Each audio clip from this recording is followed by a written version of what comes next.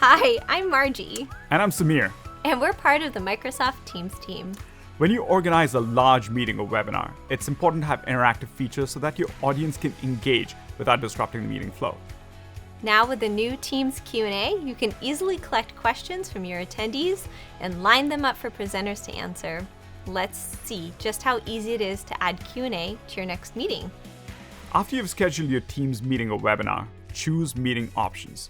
Toggle on the option for enabling Q&A for your meeting or webinar. If you want, you can disable meeting chat so communication only goes through Q&A during your meeting. During the meeting or webinar, attendees can click on the Q&A icon in the menu bar at the top of the screen and ask questions and participate in the conversation.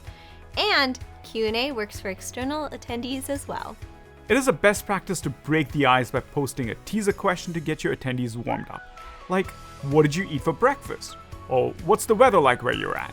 Everyone can reply and use reactions like thumbs up to engage with the conversation. As an organizer, you can add more structure to your Q&A by enabling moderation. Click on the settings wheel in the Q&A window to turn on moderated attendee conversations. This allows moderators to choose which attendee questions or discussions are shared live. A pro tip to get more audience engagement is to turn on Post Anonymously, which helps attendees feel more comfortable engaging with Q&A, knowing their question is not tracked back to them. You'll be delighted by how easy Teams Q&A makes it for attendees to ask questions and gives organizers powerful tools to run their meeting or webinar. And don't forget to subscribe so you'll never miss out on other Teams tips and how-tos.